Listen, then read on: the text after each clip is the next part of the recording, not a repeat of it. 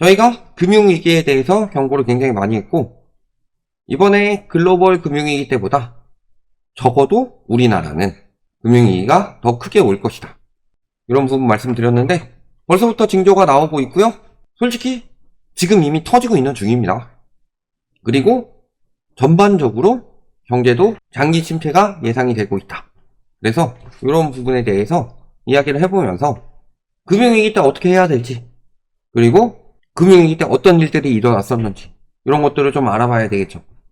자, 최근에 이런 기사가 나왔습니다. 경제 전문가 73.2%가 한국 경제는 장기간 1-2%대 저성장을 지속할 것이다. 누구한테 물어봤느냐? 경제 경영학과 교수님들한테 물어봤다고 했죠. 그래서 저희가 자주 말씀드리는 것도 부동산 전망을 부동산학과 교수님들이랑 경제학과 교수님들에게 물어봤을 때 항상 반응이 다르더라. 근데 부동산학과 교수님들은 맨날 오른대요.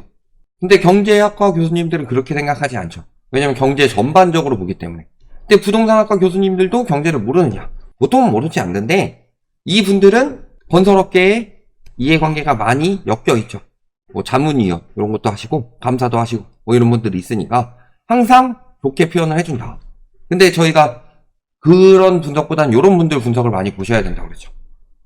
이분들은 이해관계가 많이 얽혀있는 경우가 없기 때문에.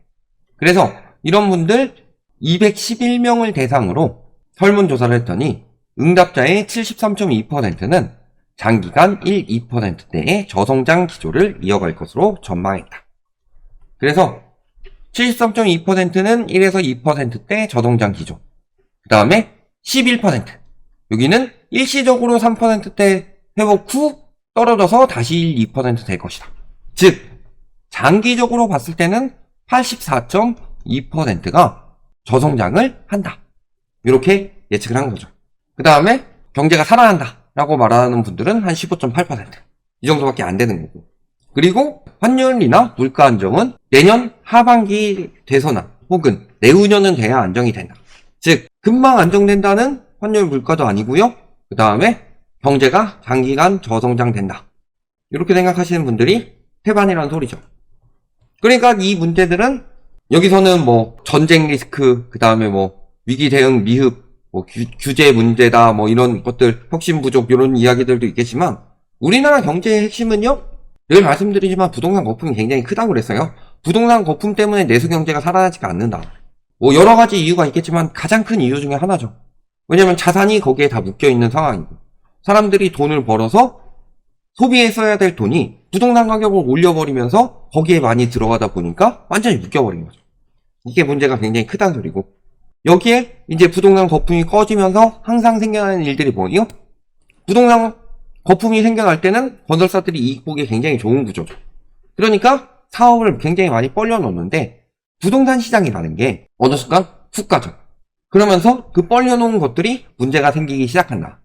이때가 경기 침체고 금융위기 징조이다, 늘 말씀을 드렸었고, 최근에 PF 문제 이야기 많았는데 이번에 아예 금감원장이 이야기를 했습니다. PF 문제가 있어서 시장 원칙에 따라서 정리가 불가피한 상황이다. 드디어 인정을 했습니다. 저런 거 인정하면 경기 침체되고 뭐 이런 부분이라서 인정 안 하고 있었죠. 저분은 또 솔직히 뭐 금융 쪽으로 범죄 뭐 많이 잡아보셨다 뭐 이런 말씀을 하셨지만 실질적으로 금융 전문가라고 보기 힘든 상황이었고, 이런 상황이긴 했는데 이제는 PF 시장 문제라는 걸 이야기를 했습니다. 정부에서 이렇게 이야기할 정도라는 건 굉장히 심각하다는 소리예요.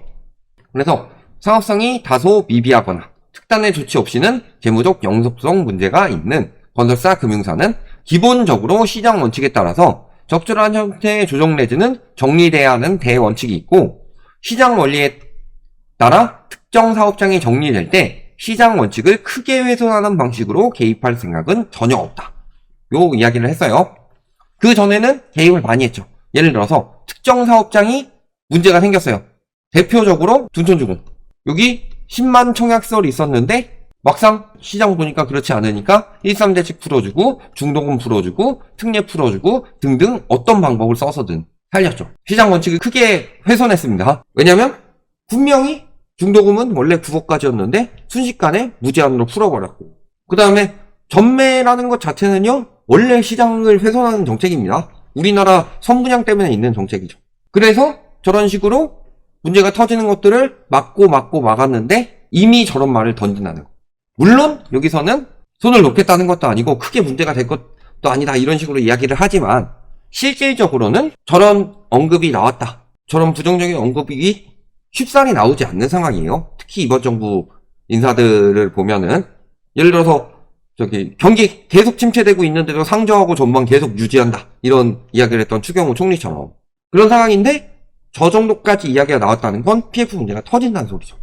그리고 이 PF 문제가 터지게 생기니까 무슨 일이 벌어진다? 금융사나 증권사 혹은 건설사 이런 것들이 신용 등급이 줄하락하고 있다. 그래서 금융권의 신용 등급이 떨어지고 있다는 건 금융위기 징조입니다. 예전에 과거에 저축은행 사태 터질 때도 신용 등급들이 떨어지기 시작했어요. 이게 벌써부터 나오고 있다는 소리죠. 그때는 금융위기 2008년에 터지고 2011년에 저축은행이 터졌는데 이번에는 금융위기 안 터진다. 금융위기 터지지도 않았다. 집값 안 떨어진다. 이러고 있었지만 이미 내년쯤에는 저축은행 사태 비슷한 게 터질 거죠. 근데 그때는 저축은행이었지만 지금은 뭐예요? 저축은행, 새마을금고, 상호금융, 증권사, 보험사까지 전반적으로 문제가 생기고 있으니까 보시면은 대부분 PF나 이런 문제들로 인해서 신용등급을 하향시키고 있고 그러다가 이제는 건설사까지도 신용등급이 떨어지고 있는 상황이다. 그래서 5개 기업이 부동산 PF 리스크 확대로 신용등급 전망이 하향 조정됐다. 이런 이야기들이 나오고 있다. 그런데 문제는 더 커질 거죠. 분양가가 높아서 분양이 안 되고 있어요. 결국에는 브릿지론에서 시행 들어가면서 PF로 넘어가고 언제 갚아요? 완판된 다음에 이것을 회수하는데 문제는 완판이 안 될 것 같으니까 PF에 못 들어가고 브릿지론에 머물러 있다. 혹은 PF 들어가도 완판이 안 되는 상황이다. 근데 그 이유는 고분양가 때문이다. 그런데 분양가가 올라가고 있는 이유는 건설사에서 올려야만 하기 때문에 분양가는 계속 올라갈 수밖에 없다. 이런 이야기를 하면서 안 내리니까 계속 망하는 거죠. 그럼 분양이 안 되니까 결국에는 저 PF 문제는 점점 더 커질 수밖에 없는 거죠.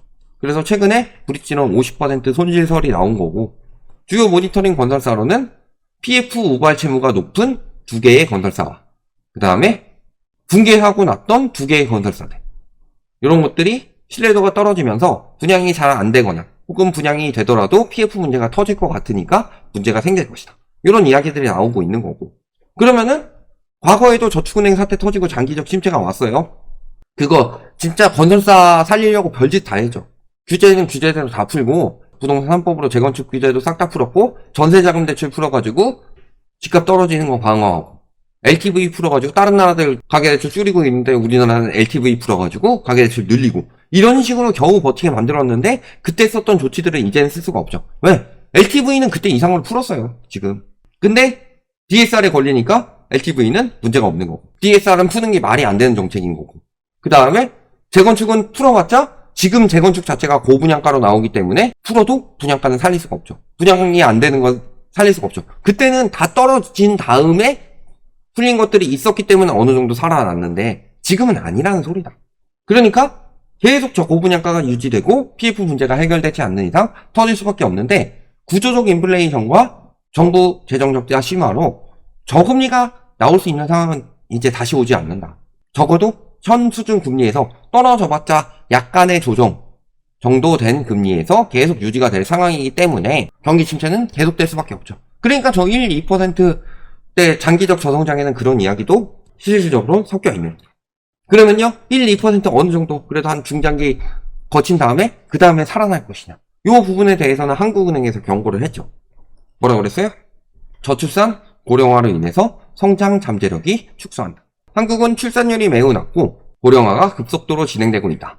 그래서 고금리 장기화라는 요인과 함께 저출산 고령화에 따른 성장 잠재력 축소가 어떻게 작용할지 봐야 된다. 그래서 문제는 버는 사람은 줄고 부양해야 되는 사람들은 늘어나요. 그러면은 예전에는 버는 사람이 200명, 부양해야 되는 사람이 50명이에요. 이때 경제성장률이 3%가 나왔다.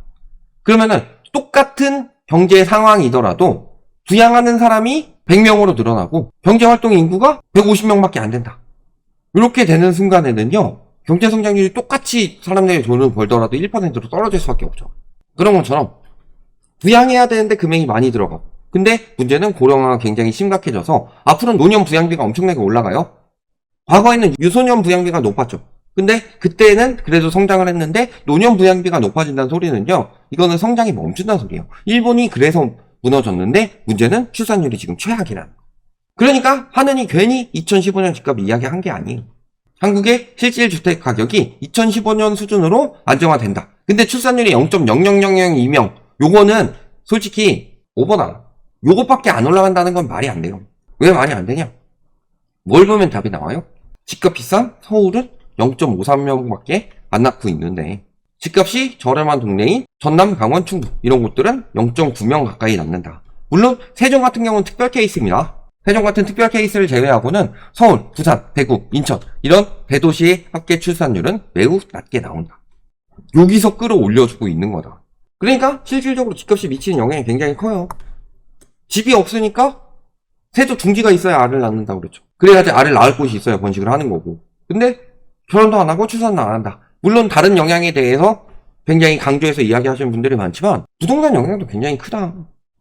왜냐면은 부동산 영향이 경제적 요건으로 가기 때문에 주거비로 많은 돈을 소비하게 되는 순간에 비소비 지출이 늘어나면서 쓸 수 있는 소비 지출이 줄어든다. 소비 지출이 줄어드니까 경제적 역량이 부족해서 결혼 및 출산을 피하게 되는 거예요. 이게 핵심인 거잖아요. 그런 상황이라서 지금 총체적 난국입니다. 그러니까 계속 말씀을 드리는 게 어차피 매년간은 문제가 생길 수밖에 없다. 그 뒤에라도 잘 살게 하기 위해서는 PF 빨리 터뜨리고 부동산 가격을 빨리 낮춰야 된다. 근데 이번 정부에서 일단은 총선 때까지 그것을 늦추고 있는 상황이기 때문에 오히려 부양하다가 문제가 생겨나고 있는 거죠. 이것들이 금융위기로 온다. 항상 금융위기는 뭐 때문에 와요? 욕심 때문에. 욕심이 거품을 만들고 그 거품이 유지가 될 수 없는 순간에는 금융위기가 온다. 즉 거품이 안 생겼으면 오지 않을 금융위기가 우리나라는 다른 나라가 거품을 뺄 때 거기다가 세제를 더 들이부어서 거품을 늘리고 있었죠. 그 거품이 언젠가는 아무리 그래도 언젠가는 빠질 수밖에 없어요. 왜냐면은 기본적으로 소득이나 이런 게 늘어나지 않는 이상은 거품 빠지죠. 우리가 탄산음료나 맥주 같은 거 따라봐도 잔에다가 거품 잔뜩 있게 따르면 거품 쫙 꺼지면 그 밑에 진짜 어느 정도 선인지 보인다. 그러면 잔을 기울여서 잘 따랐어야 되는데 빨리 따르겠다고 거품만 잔뜩 쌓아놓은 이 시장이 결국엔 금융위기를 만들어내고 있는 거고, 이 금융위기의 시작인 징조인 금융사들의 신용도 하락이 시작된다. 이것은 시작 단계일 뿐이고 앞으로 PF 문제가 커져가면 커져갈수록 어디까지 번져간다? 더 큰 금융사로 번져갈 수밖에 없는 상황이다. 그러니까 금융위기 대비는 단디 해야 되고, 그 금융위기 대비는 어떻게 하라고 그랬어요? 위험자산에서 자금을 빼고 현금이나 안전자산으로 옮겨놔야 된다. 위기는 기회다 라고 말하는 사람들이 항상 먹잇감이 됩니다. 일찍 일어나는 새가 벌레를 잡는다 라고 이야기를 해서 일찍 일어나는 새라고 생각하고 투자가 들어가는 순간 일찍 일어난 벌레가 돼서 잡아먹혀요. 이런 부분을 잘 생각해 보셔라. 지금 금융위기 때 내가 어떻게 해야 할지 여기까지 말씀드리겠습니다.